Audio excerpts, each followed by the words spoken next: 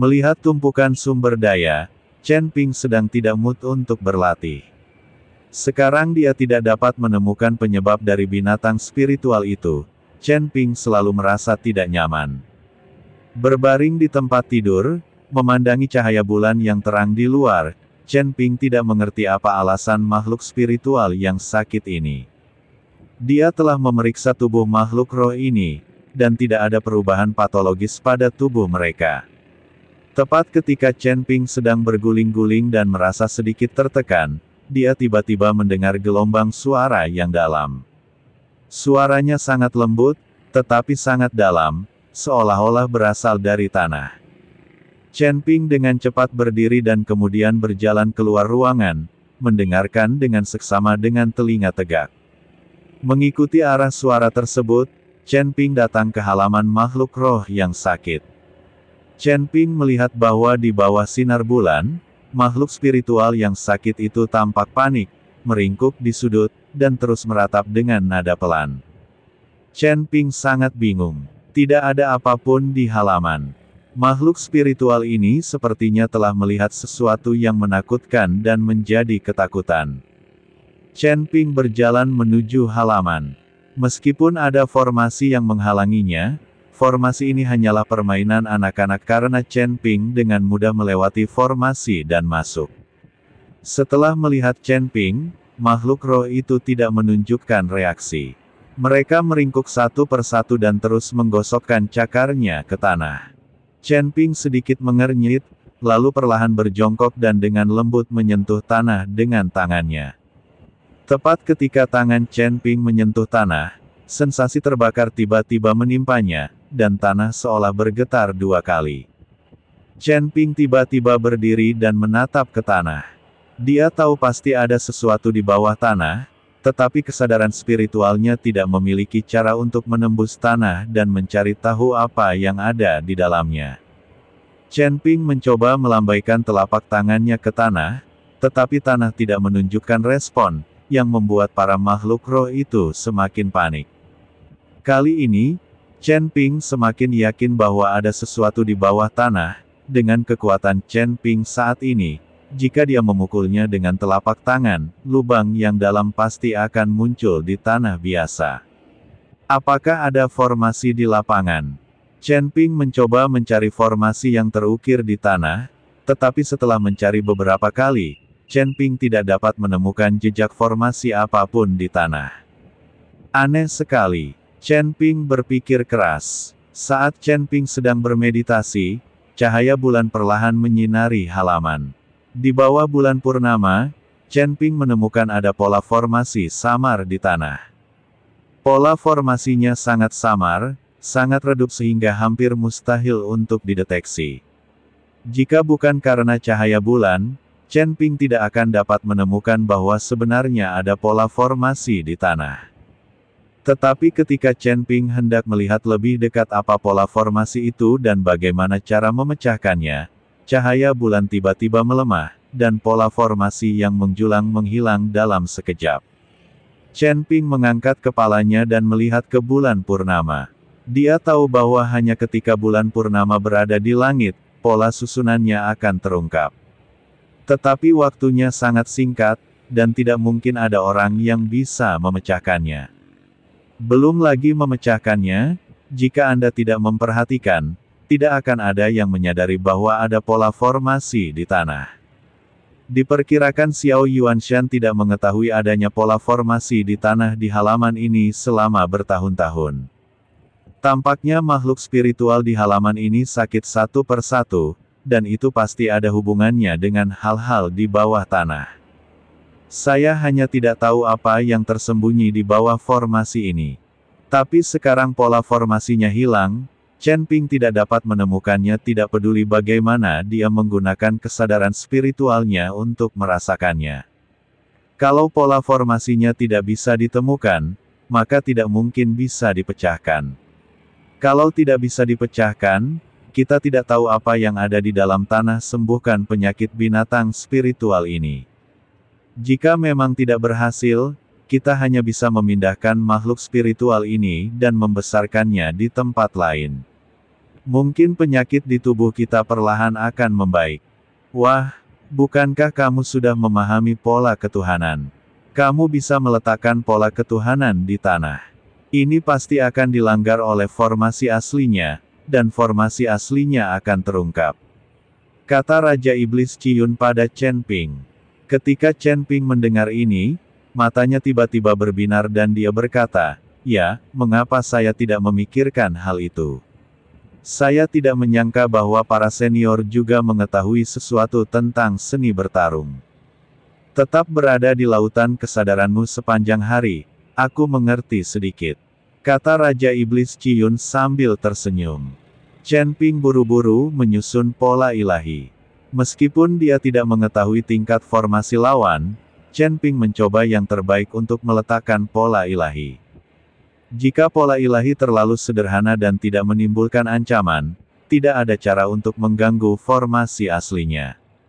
Saat pola ilahi yang dibuat oleh Chen Ping perlahan jatuh, tanah segera berguncang dengan lembut, dan makhluk spiritual itu terus mengaum.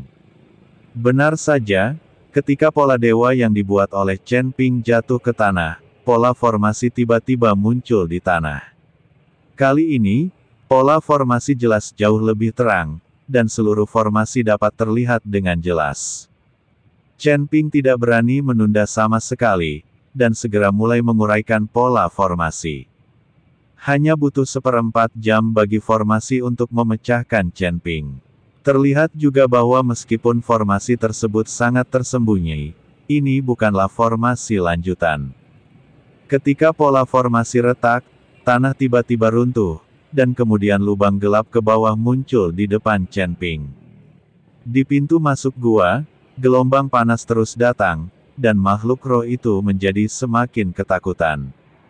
Setelah melihat sekilas, Chen Ping berjalan menuju pintu masuk gua.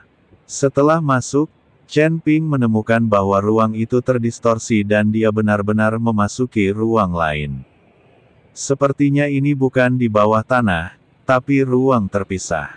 Pola formasi tersebut adalah kunci untuk membuka ruang ini. Ruangan ini tidak terlalu besar, tetapi di dalamnya sangat panas, seperti berada di dalam api. Untungnya, Chen Ping berasal dari api dan api es yang sangat dingin, jadi dia tidak takut panas sama sekali, apalagi terbakar sampai mati. Chen Ping melihat sekeliling dan ingin tahu dari mana datangnya gelombang panas di sini. Tapi saat Chen Ping sedang melihat sekeliling, semburan api tiba-tiba menghantam Chen Ping. Chen Ping mengerutkan kening, melambaikan tangannya, dan semburan api langsung meledak, dan apinya bertabrakan dengan hebat. Ledakan. Dengan suara keras, gelombang panas bergulung, dan seluruh ruangan dipenuhi api. Baru kemudian Chen Ping menyadari bahwa di sudut ruangan, seorang lelaki kecil sedang menatapnya dengan penuh semangat. Si kecil ini bertanduk di kepalanya, tampak seperti singa, dan ada api yang menyala di sekujur tubuhnya. Sekilas, makhluk kecil ini terlihat mirip dengan binatang kecil yang menelan di cincin penyimpanan Chen Ping. Apakah ini binatang kecil yang menelan langit?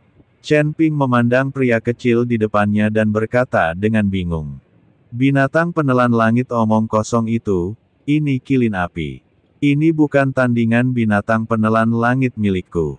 Itu adalah tunggangan Lord Firestar. Aku tidak menyangka bahwa tunggangan idiot ini juga jatuh di dunia surga dan manusia. Sepertinya unikorn api kecil ini baru saja menetas.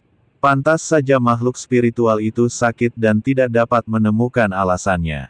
Menurutku mereka hanya ketakutan, kata Raja Iblis Ciyun sambil tersenyum. Dengan cara ini, tidak hanya tunggangannya yang jatuh di dunia surga dan manusia, tetapi Tuan Bintang Api juga jatuh. Tunggangan Lord Firestar. Chen Ping memandangi unikorn api kecil di depannya, dan tiba-tiba teringat bahwa Raja Bintang Api ingin melihat binatang yang menelan langit di dalam cincin penyimpanannya. Ketika dia mengeluarkannya dan mengatakan itu adalah binatang kilin, Tuan Huolingsing jelas tidak senang dan mengatakan bahwa itu adalah binatang penelan langit, tunggangan Tuan Awan Merah. Rupanya, Lord Fire Spirit Star saat itu juga berharap tunggangannya akan terlahir kembali atau melahirkan ahli waris. Tangkap unicorn api kecil ini, itu bisa digunakan sebagai tunggangan untukmu. Jika orang ini besar nanti, dia bisa menjadi pengawalmu. Diperkirakan tidak ada seorang pun di surga dan dunia manusia yang mampu menghadapi unicorn api ini. Raja Iblis Ciun mendorong Chen Ping untuk menangkap unicorn api kecil. Ketika Chen Ping mendengar ini, dia juga ingin menangkapnya, tetapi begitu dia mendekat, unicorn api kecil itu tiba-tiba membuka mulutnya lagi dan menyemprotkan api yang tebal ke arah Chen Ping. Chen Ping buru-buru menghindar dan melihat ke arah unicorn api kecil itu. Dia tidak menyangka kalau si kecil ini memiliki temperamen yang buruk. Ini terlalu sulit untuk ditangkap. Bahkan jika tertangkap, mungkin akan sulit untuk dijinakkan. Kata Chen Ping dengan sakit kepala. Tidak masalah, biarkan binatang penelan langitku yang mengurusnya. Binatang penelan langitku adalah monster langka yang bisa menakuti unicorn api ini sampai mati. Kata Raja Iblis Ciun. Senior, binatang yang menelan langit itu luar biasa, tapi dia hanya makan dan tidur. Dia tidak patuh, dan aku tidak bisa menahannya untuk bangun. Chen Ping tidak bisa berkata-kata. Binatang yang menelan langit ini memang kuat, tetapi ketika dia bangun, Chen Ping tidak punya cara untuk mengendalikannya. Tapi begitu Chen Ping selesai berbicara, cincin penyimpanan bergetar, dan binatang kecil yang menelan itu bangun dan muncul tepat di depannya.